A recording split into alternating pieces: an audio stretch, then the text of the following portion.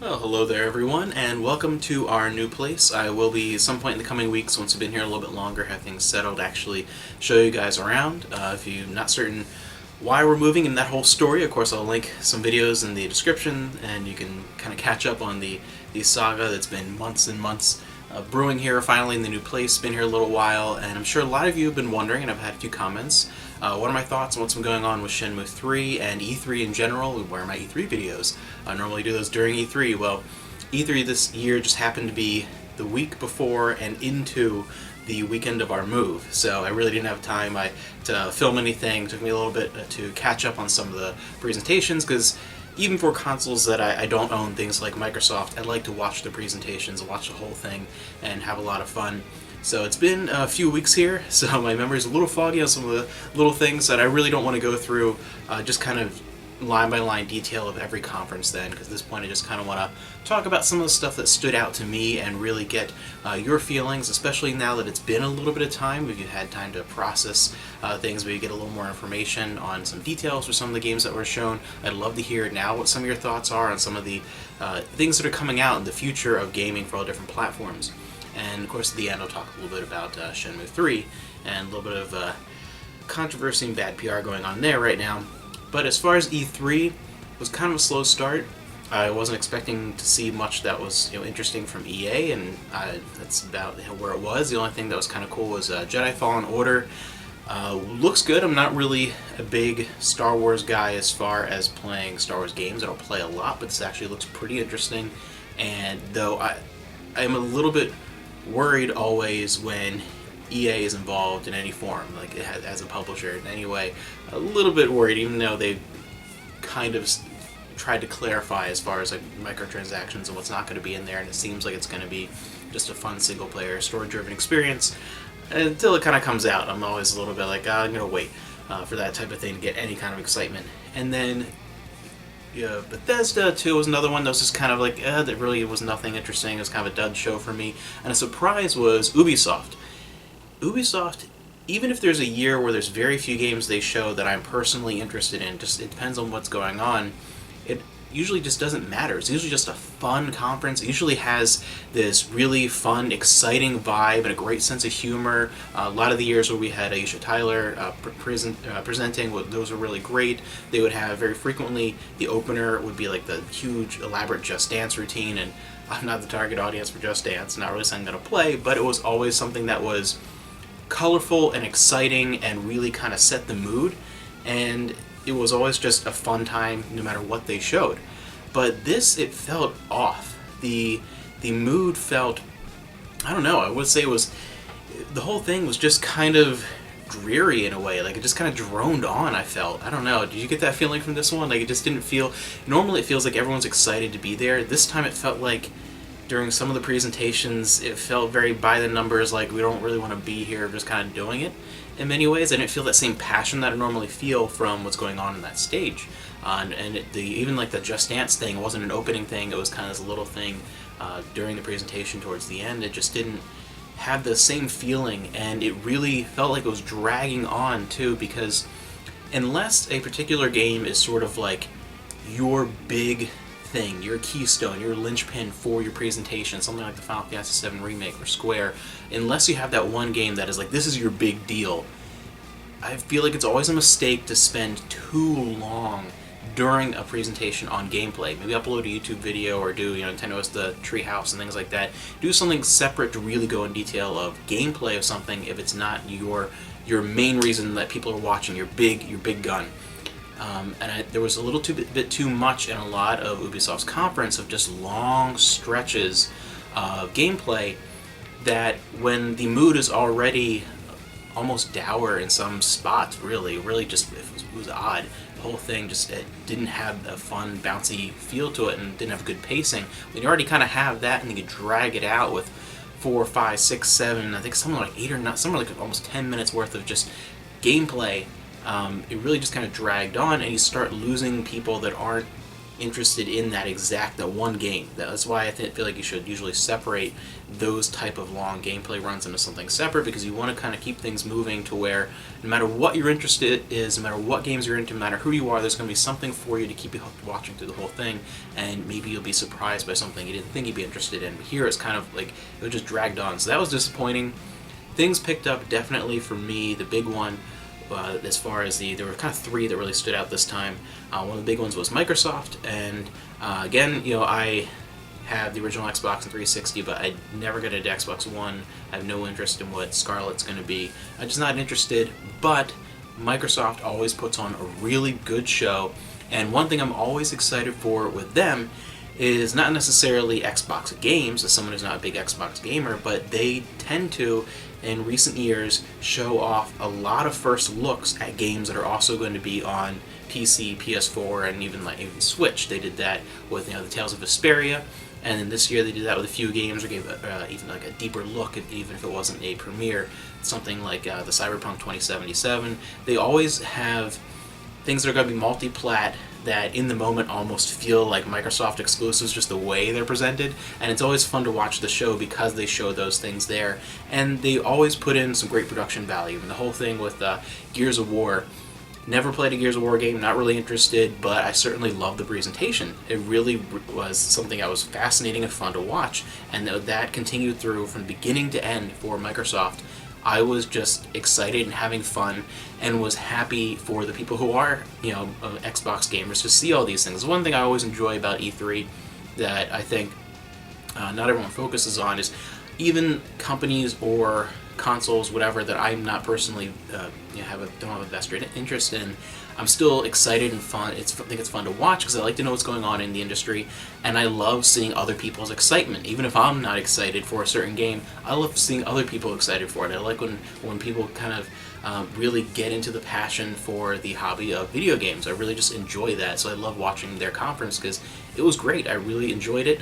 I felt they were a little too vague talking about the next Xbox. It kind of felt like, why bother? It was really didn't really get into enough detail. We didn't see a reveal, and I wasn't expecting to see any of that, but at the same time, it just kind of, they said a lot without saying anything for the most part. It really was just kind of words when they were talking about Project Scarlet, whatever that's going to be. So that was the one part that was kind of like, alright, it's getting into territory where it's just not interesting. Show me something a little more concrete, or actually give me some real details there. But again, the big ones that stood out to me were the whole presentation, of course, when Keanu Reeves came out for Cyberpunk 2077. That was a great look, more in detail, more in-depth look, the trailer and everything into what that game is going to be. And of course, Keanu Reeves coming out, everyone lost their minds, and it just was really showed how that presentation was done as far as Microsoft's entire presentation. It had great showmanship and was fun. Something that, with the exception of last year, Sony had for a lot of years. They, of course, they weren't even there this year. That showmanship. Sony, though, so I do have to mention Sony, that even though they weren't there, Sony had a really good showing in a weird way, because while E3 was going on, they just kept posting all these trailers and things. And even before the Square Enix conference, they posted a trailer for the Final Fantasy VII Remake that had been shown during the concert the night before for people who were there, and they were just kind of dropping stuff throughout E3, so they weren't even there, and they kind of still had a lot of cool stuff to show off. It was kind of interesting, but you did miss them in a way, but I didn't miss them as much because Square took over their time slot, and they really knocked it out of the park this year. They did a great job standing on their own, doing a great presentation. I love the way they organized the whole thing with the video of the wall of picture frames, and every time it would zoom in towards another one, my mind would start racing. What's it going to be? What's it going to be? And 100 different possibilities come up, and like, is it going to be exciting? Is it, what's it going to be? And it just had enough tension in between going to each thing where it was a great build up and excitement. No matter what it was, you're kind of getting into it, and it really worked well. It didn't drag on at any point, and every single thing that they showed had a little bit of time to shine, and I felt like it wasn't, even though it was mostly about, of course, FF7 Remake, it wasn't just that, and then here's a few other things we're throwing out there. Everything got its little moment to shine, and I've been on such a roller coaster ride with the Final Fantasy VII Remake. Of course, it was first announced, like, it actually is going to be a real thing. It's something we've been talking about forever. It was one of the kind of jokes of things that would never happen. You know, we were never going to get Shenmue 3, we're never going to get Half-Life 3, we're never going to get Final Fantasy VII Remake, and of course in that, you know, we got 2 out of the 3 announced in that one E3. Very excited, and then as time went on, I started to get a little less excited because part of me was like, remember, this, you know, it's Final Fantasy VII Remake, this isn't the same Square that you remember and love. This isn't, you know, 90s into very early 2000s Square. This is, you know, the Square that I just have not been as interested in a lot of the games coming from them in the past decade. It used to be a company where if it had its logo on it, I'm at least going to rent it. Back in the day, we went and check it out, if not buy it, just because of the logo, just because of who published it. Even if they didn't, you know, make it in-house, if they published it, I'm good, I'm getting it. But I haven't felt that way about that company, so it kind of, a little bit more of the reality set in, and then the more I looked at it, I wasn't quite as interested in. I know it's going to be something that's for a whole new generation, a whole new experience, and something that it's different. It's a remake, obviously. It's not a remaster. It's a total remake. It's going to be different, but I was kind of like getting to the point where how interested am I going to be if it's so incredibly different? Do I really, you know, how much do I want that experience? And then, of course, them having to take out, what was it, 2 years worth of work and get rid of from an outside company and bring it more in-house, and like, all right, this sounds like it's going to be trouble and it's going to be a long production, and what's going on here? A little bit less excited as time went on, and then they were kind of quiet for a long time, but I was pretty much sold in this presentation by itself. Just seeing more of how it was going to turn out, having an actual release date, seeing some gameplay, I feel like it's going to be a very fascinating, different take on that same story. It's going to be so much meatier as far as what's going on in Midgar and really how many story elements are played in there, and it really is a total different retelling of that same story with a lot of the same elements, but it's going to add so much more to make it a very different experience, and I think it's going to be something that will stand next to Final Fantasy VII, and it's not trying to be a replacement. It's trying to be a way to revisit and re-experience and still be a new experience. And I think it stands a chance at capturing that. I'm actually very excited from what I've seen. The only worries I have about is how long is it going to take to finish this thing, because obviously part 1 we're getting next year, pretty early next year, and I'm pretty excited for that, but they've even said that they're not 100% certain at how many parts exactly, how long things are going to be, so I'm still a little worried about how the entirety of the project is going to flesh out over the next, I don't know how many years, and like at what point is it going to switch to being just PS5 and leave the PS4 version behind, and then, you know, should I wait and get the whole thing at the end, you know, 5, 6, 7, who knows, what, 10 years from now, whatever, but yeah, even though I'm a little worried about that, I'm actually very much sold on, and I'm going to get part 1, and I think it's going to be good enough to kind of stand on its own as an experience, and I think that I'm very excited about that. They really sold me.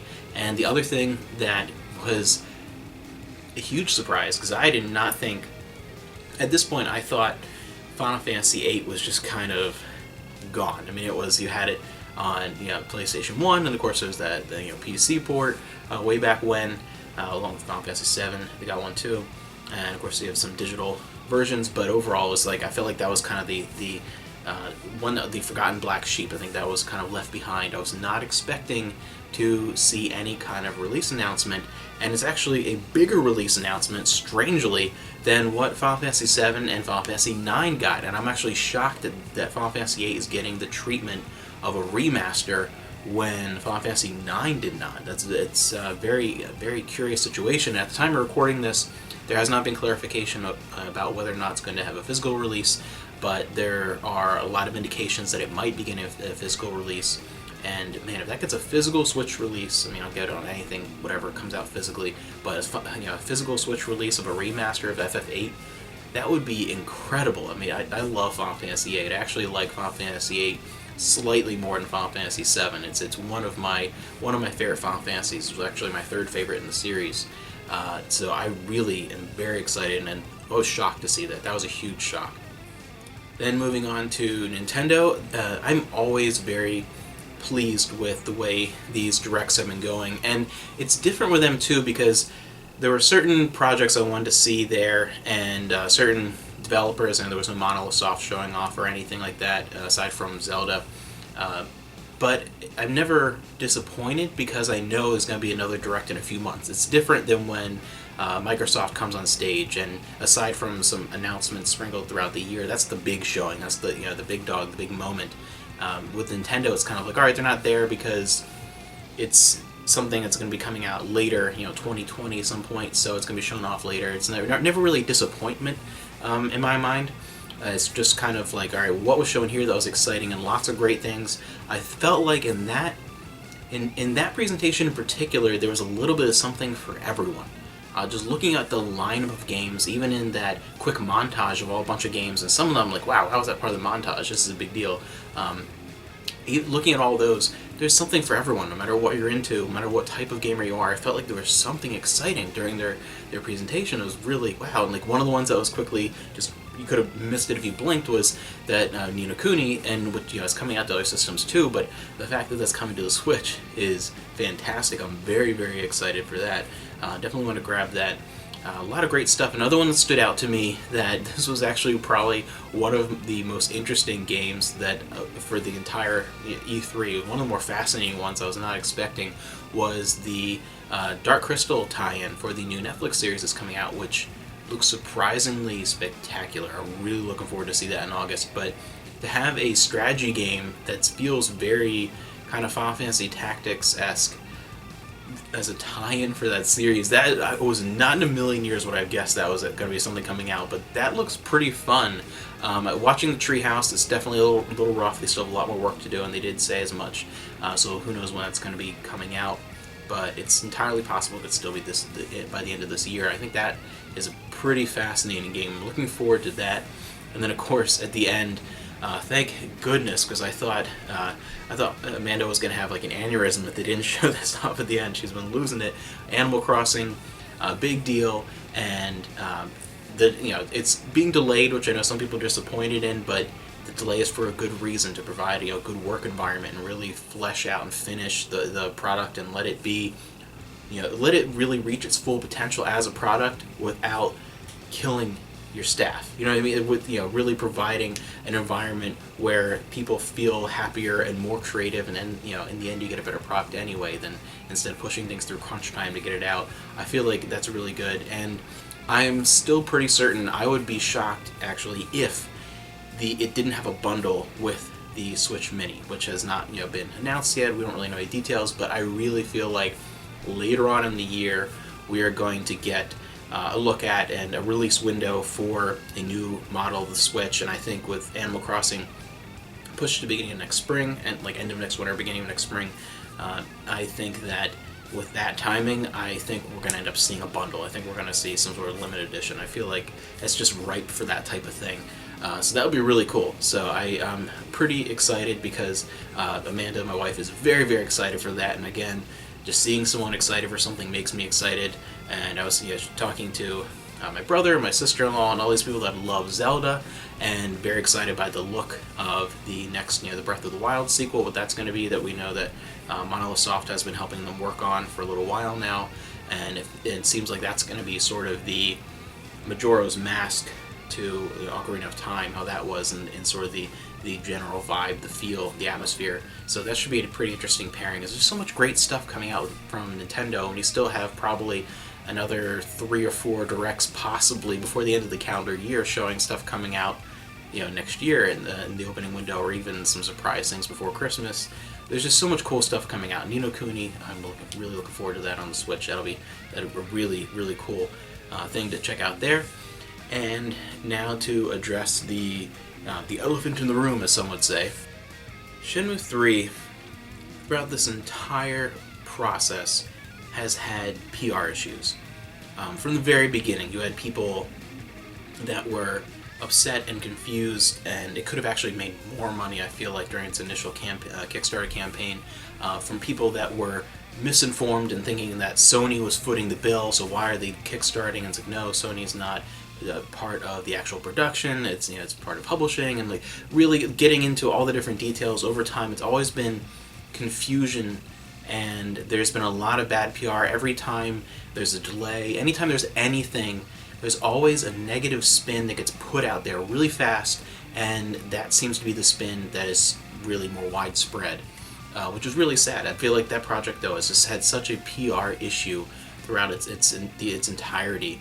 It really has, and it's been a lot of, just yelling into an empty room, because I feel like a lot of the positive promotion has been people that are already kind of sold on the project. It's been Shenmue fans promoting it to other Shenmue fans in a way. I feel like that's been like an echo chamber, and I feel like that really hasn't helped it a lot. I think the biggest positive push has been the release of Shenmue 1 and 2, because I feel like that really, I've been noticing even just in like Twitter and comments, and I think that really brought a lot of new fans into the excitement, into the fold of waiting for Shenmue 3. I think that actually did, in some ways, more to promote Shenmue 3 than Shenmue 3 has done in its own PR work. I feel like it's just been one issue after another, and there hasn't been a great effort outside of just fans in trying to clarify things and trying to put a positive spin on things rather than a negative spin, as far as getting delayed to be a better finished product, versus the spin of, it's delayed because there are problems and it's another Kickstarter nightmare. I feel like there's these different perspectives, and the negative one just seems to get out there more. They aren't helping themselves though with things like announcing the Epic Store exclusivity. I don't really do anything with digital gaming. I haven't been a PC gamer for now, 15, 16 years plus. So I'm not affected by it, but a lot of people are, and I completely understand the anger, because there really was an expectation, especially, there was no Epic Store back when this was starting, that it would be through Steam, or at least maybe announce the option then that it's going to be on both, maybe. But to make it all of a sudden an exclusive for 1 year, a full year, really hurts a lot of people that were backers who now are like, what are we going to do? Switch to the PS4 version? Well, if I'm not a PS4 gamer, it's not coming to Xbox.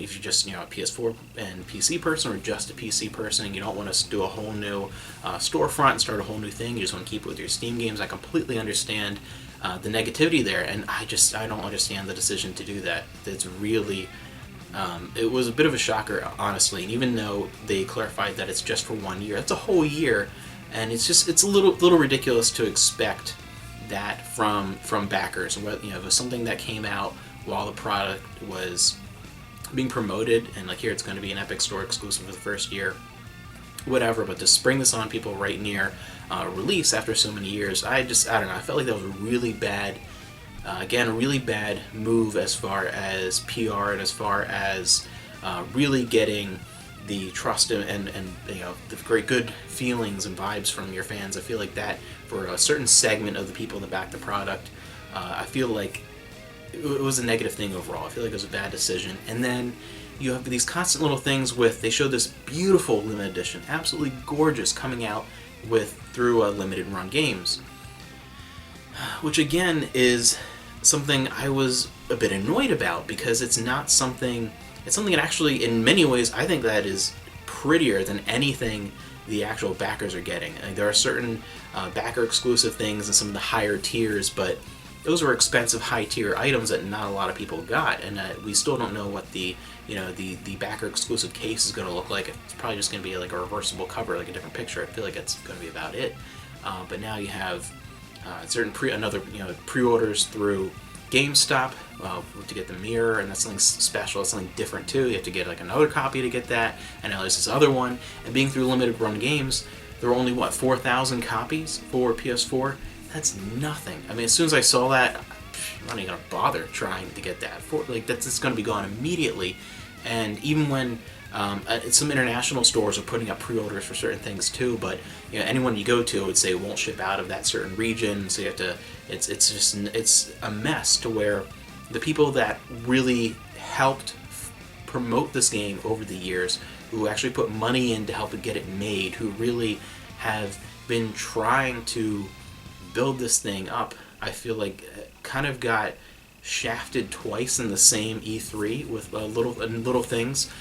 Something that, again, it's pushed more negative press towards it, and it needs all the positive press it can get. And then you had, at the same time, something I was not expecting. There was another interview with Yu Suzuki talking about how the future of Shenmue, and like where he wants to go as far as getting right into Shenmue 4 after 3. And there was this surprisingly enormous backlash from backers, even people that for some reason, even though this was very clear from from day one, people thinking that this was the end, that this was the conclusion, that we were putting this out there, finally getting made, it's done, we're going to see the end of the story, Shenmue 3, it's over. It's never been that way, and I don't know where people got that, because I feel, especially, I mean, I could see people that aren't big Shenmue fans, general populace, not understanding that, but for people who were into it enough to actually put money into the Kickstarter to not know that was a bit surprising to me. It was never intended to be that. Just intended to finally get the thing back on track and get another chapter out there and really continue the story. But even in saying that, it did again bring up this worry that I still have, that I've always had, about whether or not we will ever see a conclusion. Because again, every time these sort of negative things come out, I feel like Shenmue 3, I think it's going to be successful. I think even with all these issues, it's not going to be something that rolls out and is a mighty number 9. I think that it's from people talking about their experiences with some hands-on experience with the game, people like Adam Koralik and a bunch of other people in the press, it really sounds like this is going to come out and be a fantastic game, and Shenmue fans will be absolutely pleased. But then we have to worry about, getting it through, because then even a Shenmue 4 is from what Yuzuki has said too, as far as trying to stick more, going back to fulfilling more the original outline timeline of the project. The Shenmue 4 is not going to finish it either, and maybe a Shenmue 5 or 6, and maybe we'll finish it on a 5, maybe on a 6. But to get that many more projects out there, I'm a little still. I think for a long time I'm going to be worried about whether or not it's actually going to happen, just because getting a Shenmue 3 was a miracle. And I think that a Shenmue 4 will be a given. I think somehow something's going to happen where it's going to be funded somehow. It's going to come through. I don't think it's going to have to be another Kickstarter thing. I think there's even a possibility. I still feel like there's a possibility of Sega coming in after having 1 and 2 out there. I feel like, and there's 3 coming out and doing fairly well. I feel like Sega will come back in and be back on board with the Shenmue 4. But I think the farther out you get, and with new generation of consoles coming out and things, I feel like there is still that worry of whether or not we will ever actually see a conclusion. And so I think there is a lot going on with Shenmue 3 as far as just negative things that have happened, things to worry about, and on a personal level, I just kind of, there's nothing you can do about it. I would rather just focus on what's good and what's going to be great, and really just kind of promote a positive vibe and just filter that out, partially because those type of things, just like, alright, I'm not getting that special edition for limited run, it's not going to happen. I'm not a PC gamer, so I'm not affected by that. Just focus on what my experience is going to be like, and really just focus on Shenmue 3 and not, try not to worry about the future, and just focus on the absolute miracle that Shenmue 3's existence is, and how great I feel like it's going to be. And just kind of take it one step at a time. I feel like just let it be what it is. Have fun. Focus on the experience of what Shenmue 3 is going to be, especially when we first get our hands on it, and just focus on those happy vibes and not worry about it at this time. To me, I'm kind of like, all right, now I'm going to push it back to the back of my mind. Focus on this thing. Worry about that other stuff later. Just have fun. Those are kind of my thoughts once I'm going on with Shenmue 3. They've had negative press since the beginning. It's nothing new. It just keeps happening, and there are those negative twists and things. But I really think that it will fight through that, and I think that it really has a very strong, passionate fan community, and I think that community has grown with the availability of Shenmue 1 and 2 through the HD pack on the Xbox and PS4 and PC. People being able to play those games for the first time in a format that's readily available, especially if you're in a region where, say, Shenmue 1 and 2 weren't even released on the same console in your region, like in the US. So I feel like that there is enough of a positive fandom to where it's going to be a sales success despite all the little things that have happened, and I really feel firmly that we're going to get a Shenmue 4, and it's not going to take anywhere near as long. I feel like it's going to be a much smoother process and go right into it. So I'm still incredibly excited, but I definitely understand why some people are a little ticked off about some of the decisions that have been made recently.